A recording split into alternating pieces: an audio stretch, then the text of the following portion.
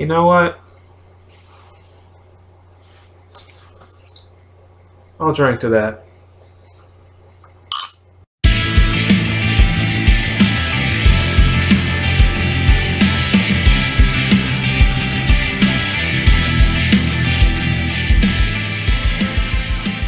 Initially, with this episode, I was kind of irritated at the latter half of the episode. I was okay with the first half, but the latter half kind of irritated me because it felt way too happy-go-lucky. But then I slept on it and I let it soak in. At the end of the day, these guys are kids. They are kids, they're in middle school, and they're trying to grow. And a part of growth is forgiveness and moving forward. And to that extent, I'll excuse it, and we'll get to that later on in the review, but for now, let's start at the beginning, with Reagan coming back to life from the dead. Amazing grace. He was never really dead, was he? What was interesting was the way the powers were transferred to Reagan, and it was because of Mob's gratitude to him, saying, hey, Mob, you don't have to fight all the time. You can run away. It's not your fight all the time. And Mob's never really had that luxury of anybody telling him it's going to be okay. You don't have to do this, except for Reagan. Especially with Hanazawa's handle my lightweight ass, telling him, handle this, handle that, take him out. Can you please do this? And Reagan coming in and just being like, you know what? It's all right. I'm an adult. I'll handle this. Takes a load off a Mob, and I mean, what better way to say thank you than to be like, here, have my powers, I'll let you handle this, I trust you. And at 1000% on top of that. Reagan using Mob's powers to defeat the members of Claw was definitely the highlight of the episode, from him popping Ishiguro's black holes like they were bubbles, pops Matsuo's candy monster like it was nothing, just like a stuffed animal, to him practically mocking, I don't even think he was trying to mock Sakurai, but the way he did it was so comical. Sakurai is sitting here telling this like tragic story about how his past was shit, and he's like, I was abandoned at birth and nobody ever really wanted to be my friend, and I sat here cursing all these people, and Reagan's just like, I too know how you feel. I forgot to tell my parents to pack my lunch one day at school. What? Even him practically hitting the tall dude with the, what are those? After he assaults him verbally, he literally sits there and tells them, he gives them the you're just human speech. You're still just human. Even though you have psychic powers, you're still just human. But then Ishiguro, who got unmasked in this whole ordeal, is revealed to be an old man. And the tall dude, I can't remember his name to save my life. I can never remember his name. Makes note of, I'm pretty sure what everybody had thought was under the mask. He's just like, I thought he was a girl. Personally, I thought he was a young boy, but I digress. But then Ishiguro gets up and starts disagreeing with Reagan, saying, I do have these powers for a reason.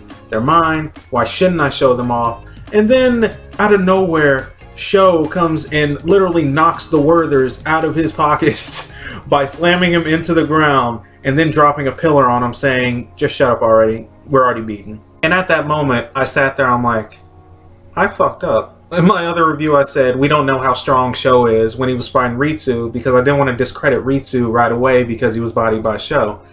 And seeing him put old man Jenkins in the ground like that just proves that he is not to be trifled with. He works for HQ, and he's probably stronger, way stronger than what we've been led on to believe, because even before he leaves, he says to Mob, I'm disappointed in you. He might want some BL from Ritsu too, because before he left, he made a little sly comment to the headquarters saying he didn't find anything on the inside noteworthy while looking at Ritsu. So I'm just like, oh, you swing that way. Either way, I know there's going to be a showdown eventually of either Ritsu versus Sho or Mob versus Sho, and when that day comes, I'm going to be sitting here with popcorn ready to watch it, because that's going to be a good fight. But after all that's said and done, Matsuo, who's been over here in the corner just being all creepy holding his jar, says Marshmallow-chan's ready and releases the monster, which turns out to be Dimple. And Dimple knocks him out, and Dimple, in typical Scrappy-Doo fashion, is just like, alright, who are we gonna fight now? Let's go, let's go, let's go. And Mob's just like, it's already over. We're done. It's over. We can go home. And I'm not gonna lie and say I didn't get a chuckle out of that, because it's Dimple. Dimple's a dick, but at the same time he is funny. And we learn now that Reagan can see Dimple. I guess that was a nice little parting gift for Mob's powers leaving his body. He can now see ghosts. As to the extent of his psychic ability, we don't know yet. It might just be being able to spot ghosts and spirits and whatnot, but I guess we'll see in the long run. Me personally, I'm hoping he's able to take Reaganomics to an entirely different level, being able to calm people on psychic levels, making them believe they're haunted and then coming back and just swindling them out of their money. Reaganomics can't die, baby. But yeah, afterwards, things go back to normal. Mob's still attending school, and Misato is still nagging this man for a damn interview. He don't want to talk to you, bitch. And here's where my problem with the episode kicks in, because we see Ritsu talking to Shinji, who is now reformed, which I don't have a problem with. Then Shinji informs us that his brother is on his side now, and instead of antagonizing him now, is on his side and keeping him in line. And I'm sitting here like, okay. Shinji reforming, I'm cool with. Fine. Ass whoopings do that to you. You're a good guy after you get your ass whooped. But when it comes to his brother, this character that was antagonizing him, as a super minor character, I don't think he needed that reform saying that I'm going to be good and help you out now too. I don't think it was needed, and to me it just felt kind of over the top. We're going to make this a really happy ending to this season. But here's where I'm going to sound a little hypocritical. When they go to apologize to Onigawara, I'm totally okay with him forgiving them, because at least with Onigawara we've seen inklings of him reforming as a character, trying to do better and become a new person instead of just this thug trying to beat everybody's ass on the street. Partially due to him having that conversation with the body and fitness club leader. So with Onigawara, it makes way more sense than with Shinji's older brother. If you disagree, let me know down below. But in other news, we learned that Dimple is temping with Reigen. In case Mob isn't there, Dimple will be there to pick up the slack that Mob left behind. And there was kind of a scene that kind of flicked me in the heart with Mob and Ritsu at dinner, and Mob bends his spoon. And then Ritsu bends it back in place, and I'm just like, that's brotherly love. I wish I could have something like that, but mine tends to usually just go like... Can I have more couch? No, bitch. We also get to see Sho, who I believe he was talking to the director of Claw, saying that that sect of Claw was destroyed, the leader was stupid, the underlings are gone, and it was nothing to be interested in at all. We're having this normal conversation and Sho's reporting in, and I'm sitting here thinking, okay, cool. But then he drops those two freaking magic words while he's on the phone with him, and it goes something like, stupid father.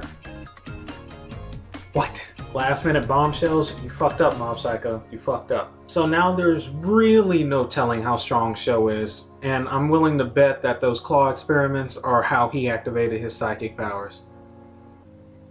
You fucked up, Mob Psycho. So, when he gets back, shit's gonna hit the fan. But overall, I really enjoyed that scene, and I think it was really well done. I think this episode was really well done. But in the last scene of the show, we see Reigen seeing an ad on television saying, hey, capture this monster, and we'll pay you. Calls up Mob immediately in a super comedic fashion. They go hunting for the monster, and they find a different monster, which Mob ends up defeating anyway. And ultimately, they end up collecting mushrooms. I feel like this scene was just to pay homage to the beginning of the series, where we just practically see their relationship and how they work together and their dynamic overall, which I really, really enjoyed. I love this series, and I'm sad that this season is over.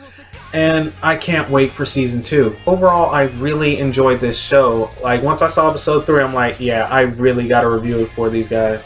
And I'm glad that you guys kept coming back and watching me review it. So thank y'all. I want to try and find something new to watch, because this was my first real week-to-week review on an anime. So if you guys have any suggestions that on a currently releasing series, let me know and I'll check it out and see if I'm going to enjoy it. But guys, that's it for the season 1 of Mob Psycho 100. Let me know down below, because I got some questions for y'all. Did you enjoy the series? Who was your favorite character? What was your favorite episode? Just let me know down below and I'll conversate with you like I always do. Oh, my heart's breaking, guys. I can't do it. It was fun reviewing it for you guys, but you'll probably see me in a gameplay later on this week. I'm not entirely sure. Till then, I'm out.